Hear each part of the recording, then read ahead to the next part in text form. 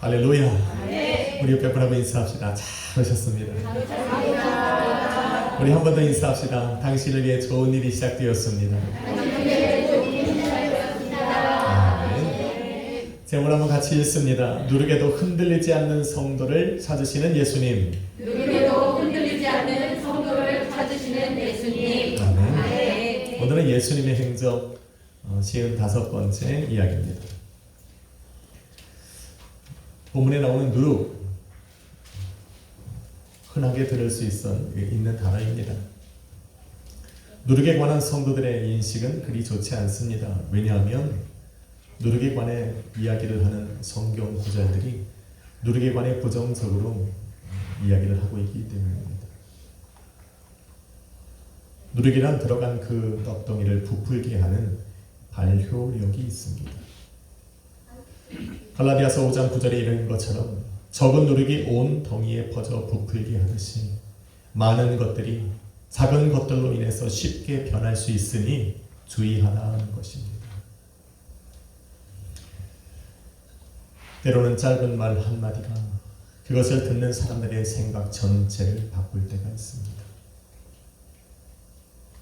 누군가에게 들은 작은 말 한마디가 그 사람에게 마음에 꽂혀서 하루에 모든 삶을 바꿀 때가 있습니다. 또 누군가의 좋은 한마디로 인생 전체가 변화되는 또 그런 일들을 경험하고 살기도 합니다. 그런데 죄의 속성을 갖고 태어난 인간은 부정적인 말에 관심이 많습니다. 거짓에 쉽게 동요되고 죄의 속삭임을 깊은 고민 없이 수용하고 받아들입니다. 죄가 요구하는 것을 쉽게 따라하려고 합니다. 누룩이 온 덩이에 퍼져 빠르게 그 모양을 변화시키듯 부정한 말과 생각과 행동은 아무리 작고 힘이 없어 보이지만 일단 그 사람 안에 들어가면 엄청난 역사를 발휘합니다. 우리 안에 있는 죄의 속성은 결코 그것을 흘려보내지 않습니다. 예수님은 바리새인들의 그릇된 가르침과 위선과 또 앞서 나눴던 논쟁들처럼 잘못된 의도와 마음으로 사람들을 현혹시키는 그들의 말과 생각과 행동을 주의하라 말합니다. 한번 이들이 말하는 것에 귀를 기울이기 시작하면 지금까지 가져왔던 모든 믿음과 신앙이 흔들릴 수 있기 때문입니다. 사도 바울도 고린도전서 5장에 이렇게 이야기를 합니다. 진리가 아닌 거짓을 진리처럼 속이는 자들과 함께 사귀지 말라. 함께 먹지도 말라. 너희는 오직 누룩이 들어가지 않은 순전하고 진실한 새 덩이로 예수 그리스도 앞에 나아서라. 예수님의 희생이 바로 이것 때문이라 말하고 있습니다. 그런데 나쁜 것만 사람들에게 영향을 주는 것은 아닙니다. 때로는 선하고 좋은 일것, 선하고 좋은 말과 생각과 행동들도 사람들에게 영향을 줍니다. 그런데 누룩처럼 빠르게 변화시키지는 못합니다. 그것이 빠르게 변화된다면 우리가 이렇게 살아가겠습니까? 우리 자신을 봐도 선하고 좋은 것들이 우리를 빠르게 또 쉽게 변화시키지 않는다는 걸 너무나도 잘 압니다. 왜? 우리 안에 있는 아직도 죄악된 속성들이 죄를 추구하며 살아가기를 좋아하기 때문입니다. 부정하고 악한 말을 하는 것을 더 좋아하기 때문입니다. 그래서 물과 성령으로 거듭나지 않고는 하나님 눈에 선하고 좋아하는 일들을 자기 희생을 들여가면서까지 동참하려는 사람들이 없는 것입니다. 거듭나지 않은 사람에게 자신을 희생시킨다라고 하는 것은 굉장히 크게 다가옵니다. 선한 일에는 자신의 희생이 들어가야 합니다. 하나님 보시기에 좋았다라는 것은 분명히 자기 희생이 요구되는 일이라는 것을 알 수가 있습니다. 그런데 물과 성령으로 거듭나지 않으면 자기 희생을 하기 싫어합니다. 그래서 선하고 좋은 것들의 영향을 받아서 인생이 바뀌지가 않는 겁니다. 본문에 비친 제자들도 그렇습니다.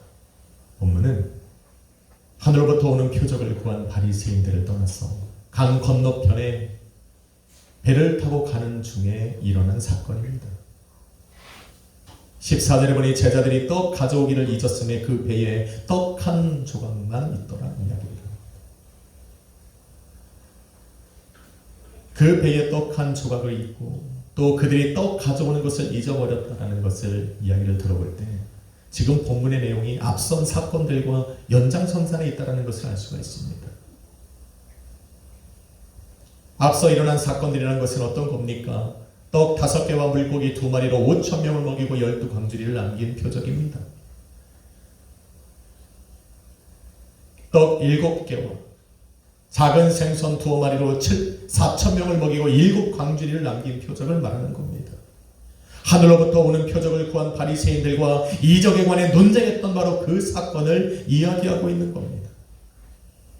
그런데 예수님께서 21절에 제자들을 향하여 너희가 아직도 깨닫지 못하느냐 말씀하신 것을 보면 앞선 이 사건들을 통해서 예수님이 제자들로 깨달음을 기대하셨던 것들이 있었다라는 겁니다. 제자들 앞에서 이러한 일들을 행하심을 통해서 제자들로 하여금 깨닫게 하시고자 했던 것들이 있었다는 것을 우리가 짐작해 볼 수가 있습니다. 기적의 현장에서 떡을 먹고 배불렀던 그 수만 명의 군중들은 둘째치고라도 기적의 현장을 직접 보고 체험한 제자들에게는 깨달음을 기대했다는 것입니다. 그런데 제자들이 여전히 깨닫지 못하는 것. 그래서 그들을 책망하신 겁니다.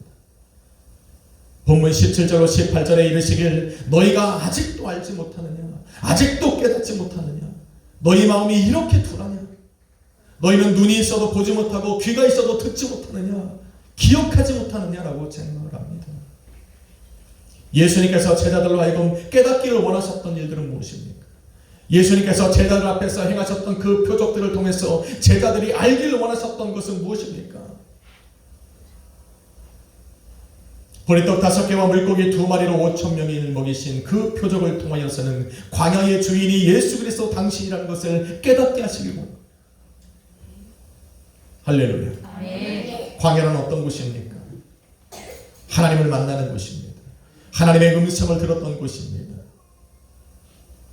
하나님께서 이스라엘 민족들에게 말씀을 주셔서 너희가 마땅히 해야 할 일들과 마땅히 나아가야 할 길을 알려주셨던 곳이 광야입니다. 장막이 세워져서 하나님의 임재를 경험하고 하나님 앞에 나가 예배했던 곳이 광야입니다. 기적을 체험하고 새로운 역사가 시작되었던 곳이 광야입니다. 바로 그 광야의 주인이 예수 그리스도 당신이라고 지금 알려주고 계시는 겁니다. 그러니 하나님을 알고 하나님을 체험하고 하나님과 동행하는 법을 배우고 싶으면 이제는 광야가 아닌 예수 그리스도 당신 앞으로 나아오라 가르쳐 주신 것이 이 사건입니다. 우리는 그래서 이 자리에 나와요. 아멘. 떡 7개와 작은 생선 2마리로 4,000명을 먹이시고 7광주리를 낚으신 표적을 통해서는 바로 오병이를 통해서 알려주신 그 예수 그리스도의 권세와 능력, 너희도 양을 치는 참 목자가 되라는 겁니다. 갈급한 심령들을 바라보며 무관한 자로 서 있지 말라는 겁니다. 너희를 찾아오는 양들을 쉽게 버려버리는 사꾼처럼 살아가지 말라는 겁니다. 양을 위해 생명을 내어줄 수 있는 참 목자로 너희가 부르심을 받았으니 복음의 빚진 자로, 그 사랑과 은혜의 빚진 자로, 그 빛을 갚는 보답하는 마음으로 너희도 그들을 섬기는 것이 당연하다 알려주시는 사건입니다. 할렐루야. 아멘. 그래서 우리는 서로 섬겨야 됩니다. 아멘. 하늘로부터 오는 표적을 구하던 바리새인들과 또 그들이 요구했던 이적을 당당하게 거부하셨던 예수님의 그 사건은 하나님께 받은 그 권세와 능력과 지혜와 지식을 어디에 그리고 어떠한 일에 사용해야 하는지를 알려주는 겁니다. 여러분에게는 하나님의 능력이 있습니다. 아멘. 여러분에게는 주님이 주신 달란트가 각자에게 있습니다. 아멘. 한번 인사합시다. 있습니다. 있습니다. 모르시는 분들이 있습니다. 있다니까요. 아멘. 그것을 어느 곳에 사용해야 하는지를 알려주신 겁니다. 여러분이 가진 능력과 때로는 재물과 때로는 지혜와 지식을 하나님의 뜻을 위해 사용해야 하는 겁니다. 아멘. 하나님의 영광이 드러나고 그의 이름이 높아지고 하나님의 뜻을 이루어 드릴 수 있는 바로 그 선하고 복된 일에 여러분의 권세와 능력과 지혜와 지식이 사용되어져야 한다 알려주신 사건입니다. 왜? 예수님은 바로 그런 표적을 통해서 일하시기 때문에 그러한 것이 나타나지 않는다면 우리 주님은 거부하십니다. 그런데 가장 가까운 곳에서 이러한 표적을 경험하고 예수님의 그 놀라운 진리를 듣고 배운 제자들이 여전히 깨닫지 못하고 있는 겁니다. 그래서 책망하신 겁니다. 여러분, 가르치는 선생이 가르침을 받는 학생들이 그 학생들에게 깨달음을 기대하는 것은 당연한 겁니다. 맞습니까? 이 앞에 있는 목사가 말씀을 듣는 성도들이 영적으로 성숙하고 말씀을 깨닫는 것을 기대하는 것은 당연한 겁니다. 저도 기대합니다. 신앙생활을 하면 할수록 그 기한이 많아지면 많아질수록 성숙하고 성장하기를 바랍니다. 한 번에 모든 진리를 깨닫지는 못할지라도 하루에 조금씩 예수 그리스도의 진리 앞으로 나아가기를 저는 바랍니다.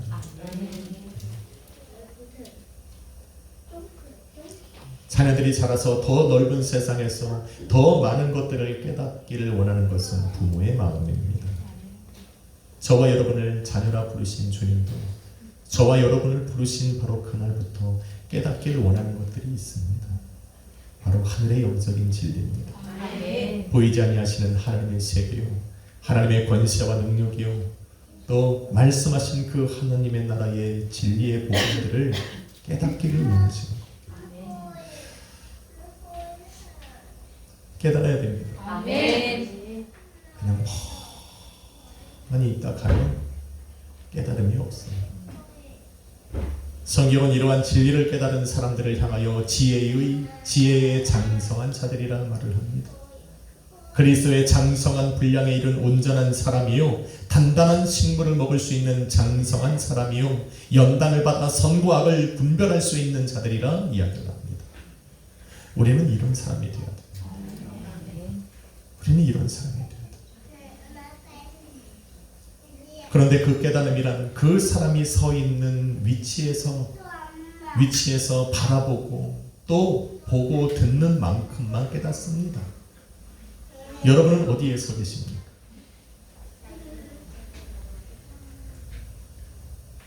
하나님께서는 광야를 지나가고 있는 이스라엘 민족들에게 성막을 세우라 말씀하셨습니다. 성막은 세 곳으로 분리되어 있습니다. 성막 밖에서 성막 안을 바라보는 군중들과 성막의 뜰 안에서 제단을 섬기는 제사장들이 깨닫는 것은 전혀 다릅니다.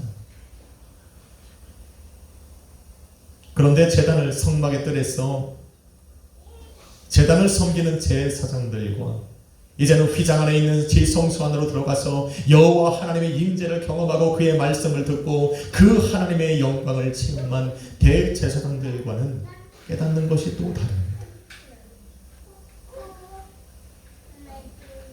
하나님께 좀 더 가까이 가면 좀 더 깊은 깨달음을 얻을 수가 있는 겁니다. 할렐루야. 여러분은 어디에 서 계십니까? 예배의 중심에 와 계십니까? 아니면 그리스도 밖에 계십니까? 예배의 밖에서 군중으로 이 자리에 참여하고 계십니까? 아니면 예배의 주인공으로 예수 그리스도와 대면하고 있습니까? 내가 지금 어느 곳에 있는지를 우리는 결정해야 합니다. 제자들은 바로 이 기회를 얻은 겁니다.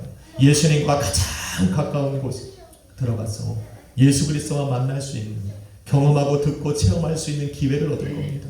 예수님께서는 그 수많은 사람들 중에 당신과 동행할 수 있는 12명의 제자를 선택하셨습니다.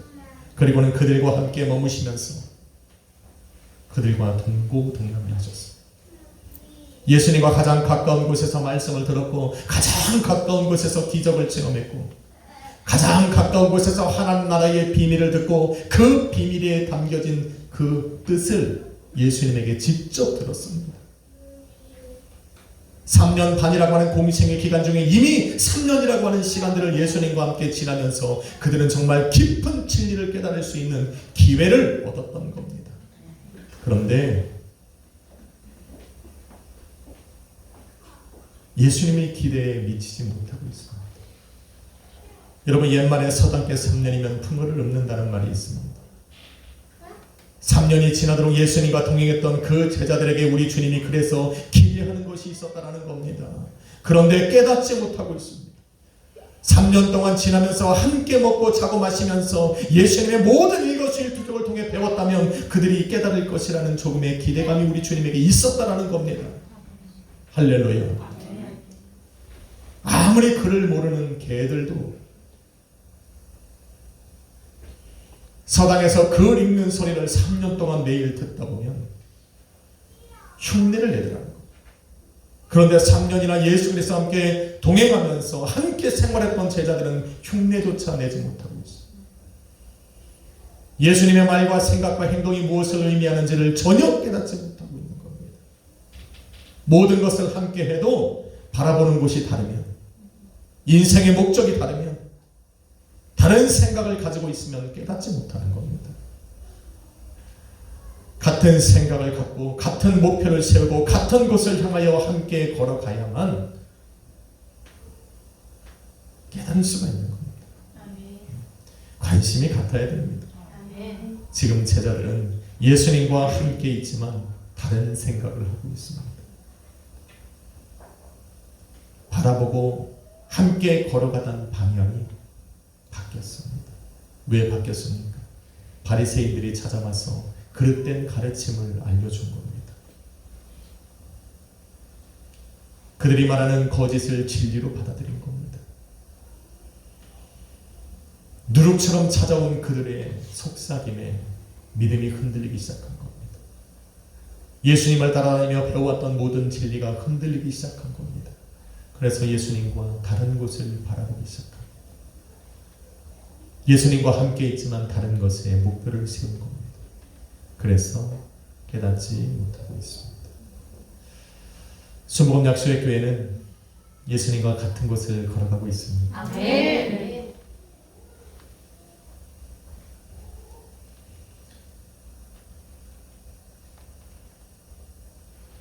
흔들리지 않는 믿음으로 주님과 같은 곳을 바라보면서 여러분 걸어가고 있습니까?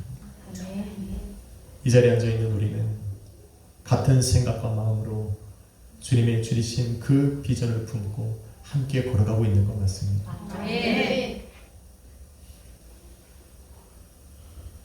예수님은 저와 여러분에게 성령을 주셨습니다. 성령은 우리를 예수 그리스도 안에서 하나가 되게 합니다. 예수 그리스도 안에서 하나가 된다는 것은 예수 그리스도의 마음을 품게 하셨다는 겁니다. 저와 여러분에게 동일한 예수 그리스도의 마음을 품어 같은 생각과 말과 또 비전을 품고 같은 곳을 바라보며 걸어가게 하셨다는 것. 우리는 같은 예배 속에서 같은 말씀을 듣기에 우리는 이 자리에서 같은 것을 깨닫습니다. 같은 생각과 마음과 또 같은 비전을 가졌기 때문에 누룩처럼 파고드는 악한 마귀의 거짓과 속임수에 흔들리지 않는 겁니다. 예수님과 함께 걸어가던 그 길의 방향을 바꾸지 않는 겁니다. 우리에게는 우리 주님께서 주신 부흥이라는 목표가 있습니다. 우리는 그 목표를 정했고 부흥을 준비하라는 목적 아래 우리는 온 성도가 마음을 같이하여 걸어가고 있습니다. 그래서 오늘 주시는 이 말씀으로도 우리는 동일한 것을 깨달으며 가고 있습니다. 할렐루야. 사랑하는 성도 여러분, 고린도전서 13장 11절은 부활하신 예수 그리스도를 만난 후에 자신의 살아왔던 이전의 모든 삶을 과감하게 버려버렸던 사도 바울의 고백이 나옵니다. 사도 바울은 이렇게 고백합니다.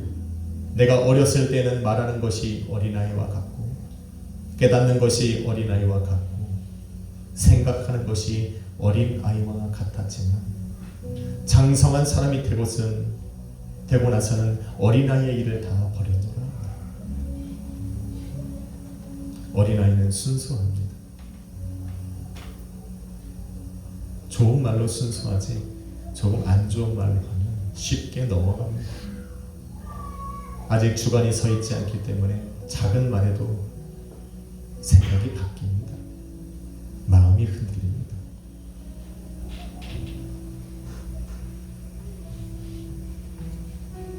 이런 어린아이처럼 살아왔던, 말했던, 깨달았던, 생각했던 그런 자신의 삶을 지금 버려버리고 있는 겁니다. 누룩처럼 찾아와 속삭이는 바리새인들의 그 교활하고 간교한 말에 쉽게 넘어가서 그들처럼 말하고 그들처럼 생각하고 그들처럼 깨닫고 행동했던 자신의 과거의 삶을 완전히 버려버렸다. 그리고는 부활하신 예수 그리스도를 만난 후에 깨달은 그 진리로 새 사람이고 장성한 사람으로 살아가게 되었단 말입니다. 어린아이와 같이 생각하고 말하고 행동했던 깨달았던 삶을 버려버린 그 비어진 마음에 이제는 예수 그리스도의 말씀을 채우고 진리의 복음으로 채우고 예수 그리스도의 말과 생각과 깨달음으로 자기의 삶을 채워나가는 것. 이제는 예수님께서 품었던 그 비전을 나의 비전으로 삼아서 이제는 믿음의 성도로 나아가는 것. 나는 그렇게 살아가게 되었다 고백한 겁니다. 이제 우리도 바울처럼 깨달음을 가진 믿음의 장성한 성도가 되어야 합니다. 작은 일에 쉽게 흔들리지 않아야 됩니다. 세상이 말하는 그 거짓에 악한 마귀가 찾아와 던지는 그 작은 속임수에 흔들리는 믿음으로 살아가서는 안 됩니다. 예수님과 함께 동일한 곳을 바라보며 당당하게 그 길을 걸어가는 믿음의 장성한 성도가 되어 우리에게 맡겨주신 사명을 이루어나가는 그런 성도가 되어야 합니다. 할렐루야. 그렇게 된다면 오늘 제자들처럼 떡이 없어 두려워하지 않을 겁니다. 떡 한 조각을 붙들고 이것 때문에 염려하고 불안해하지 않을 겁니다. 삶의 부족함을 채우시는 그 예수 그리스도의 엄청난 능력과 권세를 힘입어서 우리는 인생을 당당하게 인생과 맞설 겁니다. 깨달음을 가진 사람들의 삶입니다. 이러한 삶 속에서 우리 주님은 계속하여 표적을 행하실 것이고 그 표적으로 인하여 오른 믿음의 믿음으로 나아가는 그런 삶을 살아가게 될 것입니다. 그때야 비로소 예수님의 뜻이 우리의 비전이 되고 예수님의 성품이 우리의 성품이 되고 주님께서 깨달으신 그 하늘의 놀라운 비밀이 우리 안에 들어와서 이제는 주님과 함께 마음껏 일할 수 있는 그런 능력의 성도들로 살아가게 될 것입니다. 그렇게 한번 살아가 봅시다.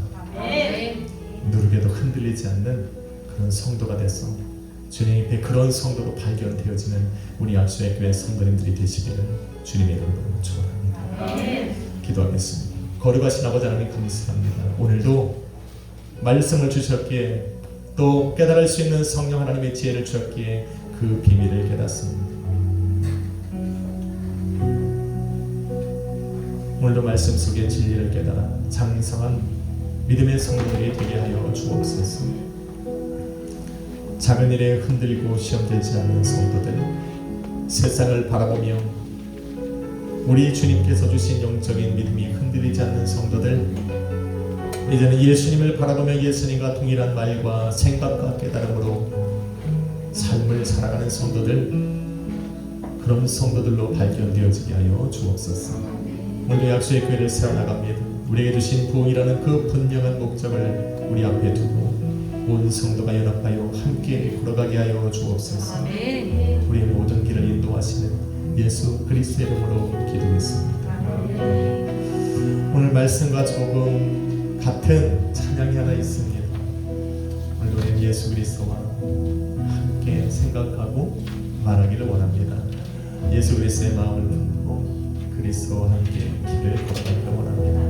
그래서 오늘 이 찬양을 드리고 함께 교회 부흥을 위해서 기도해 보겠습니다.